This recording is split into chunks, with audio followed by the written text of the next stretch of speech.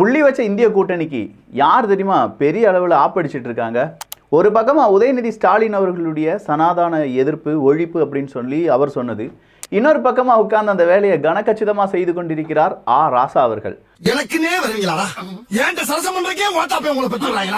ஐயையோ, இதை நான் சொல்லலை, சோஷியல் மீடியாவில் எல்லாரும் இப்போ அதை தான் பேசிட்டு இருக்காங்க. இன்டர்நேஷ்னல் லெவலில் இங்கே நடக்கக்கூடிய பல பிரச்சனைகள், இந்தியாவில் நடக்கக்கூடிய பல பிரச்சனைகளை நாம் பார்த்துட்டு இருக்கும்போது நேஷ்னல் லெவலில் ட்ரெண்டாக இருக்காரு நம்ம ராசா அவர்கள். அப்படி என்ன தெரியுமா சொன்னார்? ஜெய் ஸ்ரீராம் சொல்ல மாட்டோம், பாரத் மாதா கி ஜெய் எங்களுக்கு தேவையில்லை அப்படின்னு சொன்னார் பாருங்க. ஆனால் நீ சொல்லுகிற கடவுள் இந்த கடவுள் என்றால், இதுதான் ஜெய் ஸ்ரீராம் என்றால், இதுதான் பாரத மாதாக்கு ஜி என்றால், அந்த ஜெய் ஸ்ரீராமனையும் பாரத மாதாவையும் ஒருபோதும் நாங்கள் ஏற்றுக்கொள்ள மாட்டோம். தமிழ்நாடு ஏற்றுக்கொள்ளாது. அப்பா மகனே அங்குசாமி, நீ மகராசனா இருக்கணும்ப்பா, நீ மகராசனா இருக்கணும். ஜெய் ஸ்ரீராம் சொன்னீங்க, ஓகே, அது வேற விஷயம். ஆனால் இந்த பாரத் மாதா அப்படின்னு சொல்லி ஏதாவது சொன்னீங்களா அப்படிங்கிற கேள்வியெல்லாம் இன்னைக்கு தேசியவாதிகளும் கேட்க ஆரம்பிச்சிட்டாங்க. அது என்ன அப்படிங்கிறதையும் பார்க்கணும். அதிமுக கூட்டணி, திமுக கூட்டணி, பாஜக கூட்டணி அப்படின்னு சொல்லி கூட்டணி பேரங்கள், தொகுதி பங்கீடு அப்படிங்கிறதெல்லாம் வேற லெவலில் நடந்துட்டு இருக்கு. அது என்ன அப்படிங்கிறதையும் இந்த ஒரு பதிவில் பார்க்க போகிறோம். இது அரசியல் சதுரங்கம் வழங்கக்கூடிய புயல் அரசியல் புயல்.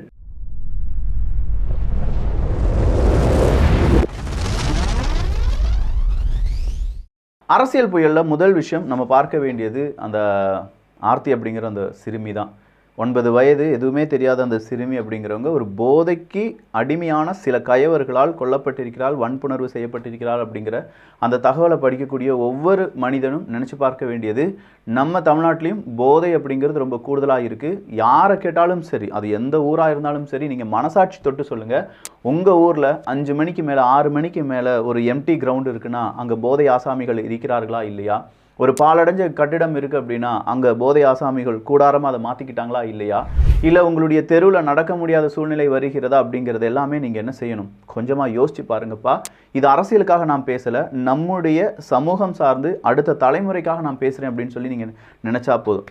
ஏன்னா இந்த ஒரு காலகட்டம் அப்படிங்கிறது ஃபர்ஸ்ட் அவங்க எதுலேருந்து ஸ்டார்ட் பண்ணுறாங்க அப்படின்னா, புகை அப்படிங்கிறதுல சிகரெட்லேருந்து ஸ்டார்ட் பண்ணி, சிகரெட்டு கொஞ்சம் கொஞ்சமாக அப்படியே ஆல்கஹாலாக மாறி, இல்லை பியர் அப்படின்னு சொல்லி மாறி மறுபடியும் ஆல்கஹாலாக மாறி, அந்த ஆல்கஹால் நாட்பட்ட விதத்தில் மறுபடியும் போதை ஏறலை அப்படின்னு சொல்லி இந்த மாதிரி போதைப் பொருட்கள், இந்த போதைப் பொருட்களும் மறுபடியும் போதை ஏறலை அப்படின்னு சொல்லி சிந்தட்டிக் ட்ரக்ஸ் அப்படிங்கிறதுக்கு எல்லாத்துக்கும் இப்போ இருக்கக்கூடிய இளைஞர்கள், இந்த முதியவர்கள் எல்லாருமே என்ன செய்ய போகிறாங்க, அடிமையாயிட்டு இருக்காங்க அப்படிங்கிறதும், அதனால் ஏற்படக்கூடிய குற்றச்செயல்கள், அதனால் ஏற்படக்கூடிய மன உளைச்சல்கள் அப்படிங்கிறது தமிழ்நாட்டுக்கும் விதிவிலக்கு கிடையாது அப்படிங்கிறதும் இங்கே நாம் குறிப்பிடப்பட வேண்டியது. முக்கியமான நபர், இந்தியா லெவலில் வந்து ட்ரக்ஸ் சப்ளை பண்ணிட்டு இருக்கிற முக்கியமான நபர் வந்து சேலத்துலேருந்து வந்து செயல்பட்டு இருந்தார். அதுலேயும் குறிப்பாக நம்ம ஊர்லேருந்து ஒரு செய்தி வந்திருக்கு, எல்எஸ்டி அப்படிங்கிற ஒரு ட்ரக்கை பற்றி. அதுவும் இன்டர்நேஷ்னல் லெவலில் இந்த எல்எஸ்டி ட்ரக் அப்படிங்கிறதுக்கு சேலத்தை சார்ந்தவர் தான் மிகப்பெரிய அளவில் தலைமை தாங்கி இருக்கிறார் அப்படின்னு சொல்லி நம்ம போதை தடுப்பு பிரிவு மையத்தினுடைய தலைமை அதிகாரியெல்லாம் ஒரு பெரிய ப்ரெஸ் மீட்டே கொடுத்துருக்காங்க. எல்எஸ்டினா என்ன, அதை எப்படி புரிந்து கொள்வது, எப்படி ஒவ்வொரு வீட்டில் இருக்கக்கூடிய பேரண்ட்ஸ் குழந்தைகளை கண்காணிப்பது அப்படிங்கிற ஒரு டீட்டெயில்டு கிளாஸ் எடுத்திருக்காங்க. அதை பற்றி இன்னொரு காணொலி அப்படிங்கிறத நம்ம பார்த்துடலாம். இந்த போதை ஒழிப்பு அப்படிங்கிறத வரும்போது நம்ம எல்லாரும் ஒன்றுபட இருக்க வேண்டும். ஜாஃபர் சாதிக்கு மாதிரியான ஆட்கள், கடைசியாக பிடிப்பட்ட பிரகாஷ் மாதிரியான ஆட்கள், இவங்க எல்லாம் கூண்டோடி ஒழிக்கப்பட வேண்டும் என்பது குறிப்பிடத்தக்கது. கடைசியாக நம்ம இன்னொரு இடத்துல பார்த்தோம்னா ராமநாதபுரம். இந்த ராமநாதபுரத்தில் 108 கோடி மதிப்பிலான போதைப் பொருட்கள் அப்படிங்கிறத பறிமுதல் செஞ்சிருக்காங்க ராமநாதபுரத்தின் மண்டபத்தில் அப்படிங்கிற ஒரு திடுக்கிடும் தகவல். அது மட்டும் தானா, கிட்டத்தட்ட 30-40 லட்சம் மதிப்பு இருக்கக்கூடிய 10,000 போதை மாத்திரைகள் அப்படிங்கிறது இன்னைக்கு சீஸ் செஞ்சுருக்காங்க. என்னையா நடக்குது சுற்றி சுற்றி? ஐயா, இந்த உளவுத்துறை காவல்துறை அதிகாரிகள் இதை தான் கையில் எடுத்திருக்கார் அண்ணாமலை அவர்கள். அண்ணாமலை அவர்கள் கையில் எடுத்து முதலமைச்சர் மு.க. ஸ்டாலின் அவர்கள் என்ன செய்து கொண்டிருக்கிறார் அப்படிங்கிற ஒரு கேள்வியுடன் அவங்க ஆரம்பிச்சிருக்காங்க. 10 நாள் ஆயிடுச்சுப்பா, முதலமைச்சர் மு.க. ஸ்டாலின் இதை பற்றி ஏதாவது வாய் திறந்தாரா?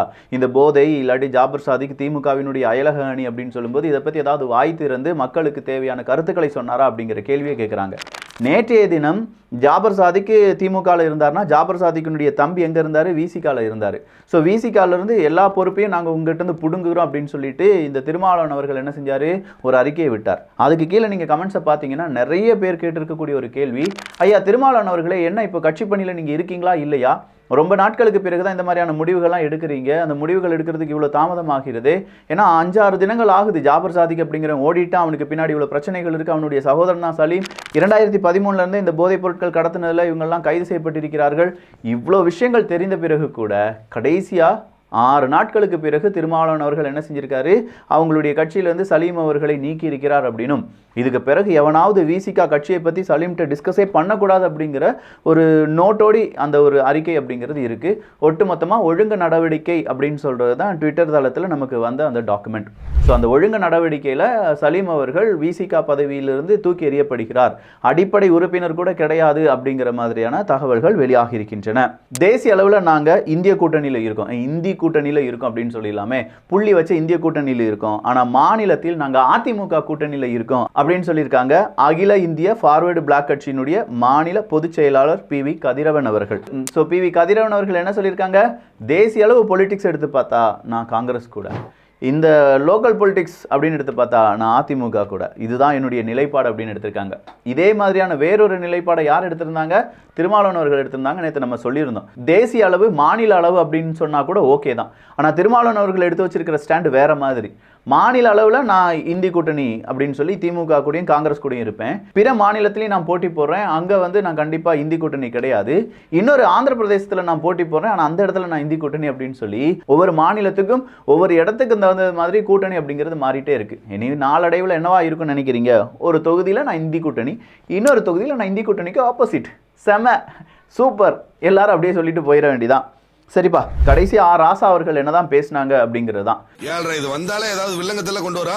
பொதுவாக இந்த ராசா அவர்கள் கீழே வந்து நிறைய பேர் அவரை கமெண்ட்ஸில் என்ன சொல்லுவாங்க அப்படின்னா, அவர் வந்து இந்த இந்து மதத்துக்கு எதிரானவர், அவர் ஒரு கிறிஸ்டினாக இருக்கிறது தப்பு கிடையாது, அவர் ஒரு கிரிப்டோ கிறிஸ்டின் அப்படின்னு சொல்லுவாங்க. இந்த கிரிப்டோ கிறிஸ்டினாக இருந்து இந்து மக்களுக்கு எதிராக என்ன சொல்லணுமோ அதை சொல்லுவார் அப்படின்னு சொல்லி பரவலாக அங்கே கருத்துக்களை பார்க்க முடியுது. ஆனால் அவர் சொன்ன விஷயங்கள் எப்படின்னா, இது இந்து இல்லாட்டி கிறிஸ்தன் அந்த மாதிரி மதம்லாம் கிடையாது. இந்த இடத்துல அவர் சொல்றதே இந்தியா அப்படிங்கிறதுல இருந்து தமிழ்நாடு பிரிந்து வந்து விடும். இந்தியா ஒரு நாடு அல்ல, இந்தியா எப்போதும் ஒரு நாடு அல்ல. ஒரே நாடுனா ஒரே மொழி, ஒரே பண்பாடு, ஒரே கலாச்சாரம் இருந்தால் ஒரு நாடு. இந்தியா நாடு அல்ல, இந்தியா துணைக்கண்டம், சப்கான்டினென்ட். இன்னும் என்ன நீ பைத்தியக்காரனாவே நினைச்சிட்டு இருக்கறல? இந்தியா அப்படிங்கிறது நீங்க வந்து ஒரு நாடா நினைக்கிறீங்க, இது ஒரு நாடே கிடையாது. இது வந்து நாடு இல்லாம பல சமுதாயங்கள் இருக்கு, பலவிதமான இனக்குழுக்கள் இருக்காங்க, அவங்கெல்லாம் ஒன்றிணைக்கப்பட்ட ஒரு ஒன்றியம். அது ஆஸ் யூஷுவல் டிஎம்கேனுடைய ஸ்டாண்டே அதுதானே. அதனால தானே ஒன்றிய அமைச்சகம் இல்லாட்டி ஒன்றிய அமைச்சர் அப்படின்னு சொல்லுவாங்க. மத்திய அரசாங்கம் அப்படிங்கிற வார்த்தையெல்லாம் இப்போ சொல்ல மாட்டாங்க. இவ்வளோ வருடங்களுக்கு பிறகு இப்போ புதுசாக ஒரு வார்த்தையை கண்டுபிடிச்சு ஒன்றிய அரசாங்கம் அப்படின்னு சொல்லி வார்த்தைகள்லாம் பயன்படுத்துவாங்க. ஸோ இதெல்லாம் பயன்படுத்திட்டு இருந்த திடீர்னு எனக்கு ராமாயணம் மேலெல்லாம் நம்பிக்கை கிடையாது. ஆனால் இந்த ராமன் அப்படிங்கிறவர் 4 பிரதராக போனார், அடுத்ததாக ஒரு பிரதரை பார்த்து அவருக்கு சாப்பாடு கொடுத்தோன்னா 5வது அவர் பிரதராக ஏற்றுக்கிட்டாரு, அடுத்த 6வது நபராக ஒரு பிரதரா ஏத்துக்கிட்டாரு, 7வது நபரா இன்னொருத்தர் வந்தார் உதவி செஞ்சார், அதனால 7வது நபரையும் சகோதரா ஏத்துக்கொண்டார் அப்படிலாம் சொல்லிட்டு கடைசி அவர் என்ன தெரியுமா சொன்னாரு, இதுதான் ராமாயணம் அப்படின்னு சொன்னா சி இடியட். ராமாயணத்துக்கு பேர் தான் மனித நலனுக்கு என்று சொன்னால் நீ சொல்ற ஜெய் ஸ்ரீராம் சி இடியட். நான் இவ்ளோ நேரமா சொல்லிட்டு இருந்த வினோதமான கேஸ் இவன் தான் இடியட் அப்படின்னு சொல்லிட்டு இந்த சி இடியட் அப்படின்னு சொல்லி ராமாயணம், அதுக்கு பின்னாடி இருக்கக்கூடிய கதைகள், அதை ஃபாலோ பண்ணக்கூடிய ஹிந்துக்கள் அப்படின்னு சொல்லி ஒட்டுமொத்தமான ஒரு அவமானம். அதாவது இவங்க எல்லாமே அவமானப்பட்டவர்கள். ஹிந்து மதத்தில் ராமாயணம் ராமன் அப்படிங்கிறதுல அவமானத்தின் சின்னங்கள் அப்படின்னு சொல்ற மாதிரி பேசி முடிச்சிட்டாரு ராஜா அவர்கள். இதை நேஷனல் மீடியா என்ன செஞ்சிட்டாங்க, பெரிய அளவில் டெலிகாஸ்ட் பண்ண ஆரம்பிச்சிட்டாங்க. ராமரை பற்றி நீ இப்படி சொல்லியே, நான்லாம் ஜெய் ஸ்ரீராம் சொல்ல மாட்டேன் அப்படின்னு சொல்லியிருந்தா ஓகே. அது கூடவே அந்த பாரத் மாதா கி ஜெய் அப்படின்னு சொல்லுவோம்ல, எனக்கு பாரத் மாதாவும் இல்லை அப்படின்ட்டார். என்னையா சொல்றீங்க, அப்போ பாரத் மாதாவும் இல்லை, உங்களுக்கு வேற யார் தான் இருக்காங்க, பேசாம சீனா அப்படின்னு சொல்லிட்டு போயிடுறீங்களாங்கிற கருத்துக்கள் கீழே வருகிறது. ஏன்னா இதே சீனா அந்த திமுகவினுடைய அந்த போஸ்டர் அப்படிங்கிறதுல சீனா கொடி இருந்தது, இது எல்லாமே டிஎம்கேக்கு ஒரு நெகட்டிவ் பக்கமாக மாறிட்டு இருக்கு. அப்போ நீங்க இந்தியாவை எதிர்ப்பது மாதிரி எதிர்த்து சீனாவை உள்ள வர வைக்கிறீங்களா அப்படிங்கிற மாதிரி கேள்விகளுடன் பல செய்திகளையும் அங்கே இருக்கக்கூடிய கமெண்ட்ஸையும் நம்மளால பார்க்கலாம். அப்போ ராசாவுக்கு எதிராக இப்போ என்ன செய்ய ஆரம்பிச்சிட்டாங்க, புள்ளி வச்ச இந்திய கூட்டணியில் பெரிய ஒரு சர்ச்சையை ஓடிட்டு இருக்கு. ஏன்னா திமுக காங்கிரஸுக்கு இல்லாட்டி புள்ளி வச்ச இந்திய கூட்டணிக்கு கிடைக்கக்கூடிய 1-2 வாக்கு கூட நீ வாங்க விடாமல் செஞ்சிருவியோ அப்படிங்கிற மாதிரியான கேள்விகளுடன் நிறைய பேர் காரசாரமா ராசா அவர்களுடைய இந்த பேச்சை ரொம்ப பெரிய அளவில் டிஸ்கஸ் பண்ணிட்டு இருக்காங்க. நீங்கள் அஸ் அ ஒரு ஹியூமனாக இல்லை நிறைய மதங்களை நேசிக்கக்கூடிய எந்த மதமாக இருந்தாலும் பரவாயில்லை அப்படின்னு சொல்லி நினைக்கக்கூடிய நாம் இதில் என்ன நினச்சிக்கலாம், இதே மாதிரியான ஒரு நபர் இப்போ கிறிஸ்தவத்தை பற்றியோ இல்லாட்டி இஸ்லாமை பற்றியோ திட்டி பேசிட்டாங்கன்னா கண்டிப்பாக அதுக்கு எதிராக இதே திமுக பொங்கி எழும். ஆனால் அதே நேரத்தில் ஹிந்துக்களை பற்றியோ இல்லாட்டி ராமாயணத்தை பற்றியோ பேசும்போதும் எல்லா மதங்களிலும் எல்லா மத நூல்களிலும் எல்லா மத நம்பிக்கைகளிலும் நிறைய பிரச்சனைகள் இருக்குது. யாரும் இல்லைலாம் சொல்ல முடியாது, எல்லாருக்கும் தெரியும். அந்தந்த மதத்தை ஃபாலோ பண்ணக்கூடிய நபர்களுக்கு தெரியும். திடீர்னு பார்த்தா மேஜிக் செஞ்ச மாதிரி ஒரு கடவுள் மேஜிக் செஞ்ச மாதிரி இருக்கும். திடீர்னு பார்த்தா இன்னொரு கடவுள் குழந்தை திருமணம் அப்படிங்கிற மாதிரியான ஒரு சர்ச்சை ஓடிட்டு இருக்கும். இது எல்லாமே எல்லா கடவுள்களிலும் எல்லா நம்பிக்கைகளும் இருக்கு. ஆனால் இது பாயிண்ட் அவுட் பண்ணி பேசும்போது அமைதியாக வாழக்கூடிய நமக்கு இடையே பல பிரச்சனைகளை ஏற்படுத்தலாம். ஸோ ராசா அவர்கள் இது தேவையில்லாமல் அமைதியை சீர்குலைக்கும் வகையில் பேசியிருக்கிறார் அப்படின்னு சொல்லி இன்னைக்கு ஒட்டுமொத்தமாக ராசா திமுக இந்திய கூட்டணி அப்படிங்கிறத பற்றி பேசிட்டு இருக்காங்க. ஸோ திமுகவுக்கு இது பிரச்சனையாக மாறுமா, இல்லை புள்ளி வச்ச இந்திய கூட்டணிக்கே இது பெரிய அளவில் கொல்லி வைக்குமா அப்படிங்கிறதெல்லாம் நீங்கள் தான் உங்களுடைய கருத்தாக இங்கே பதிவு பண்ண போகிறீங்க. இதுக்கு மேலேயும் ராசா அவர்களுடைய ஸ்பீச்லாம் நீங்கள் கேட்கணும்னா தயவு செஞ்சு யூடியூப்பில் போய் ராசா லேட்டஸ்ட் ஸ்பீச் அப்படின்னு அடிச்சிங்கன்னா வந்துற போது கேட்டுட்டு வந்து உங்களுடைய கருத்துக்களை இங்கே பதிவு பண்ணலாம். ஸோ ஓவராலாக இப்போ வீசின புயலை உங்கள் முன்னாடி கொண்டு வந்துட்டேன். இன்னும் சில புயல்கள் இருக்குது. சமத்துவ மக்கள் கட்சி பாஜக கூட இணைஞ்சிட்டாங்க. அதிமுக கூட இன்னும் சில கட்சிகள் இணைய காத்து கொண்டு இருக்கின்றன. திமுக கூட அடுத்ததாக விசிகா பேச்சுவார்த்தை நடத்துவாங்களா இல்லையா, இப்படி பல புயல்கள் இருக்குது. அந்த புயலெல்லாம் உங்கள் முன்னாடி கொண்டு வர்ற வரைக்கும் நான் கொஞ்சம் ரெஸ்ட் எடுத்துட்டு புயல் வரும்போது புயல் மாதிரி இங்கே வந்துடுறேன். நல்லதை பகிர்ந்து நல்ல சமுதாயத்தை உருவாக்குவோம். நன்றி, வணக்கம்.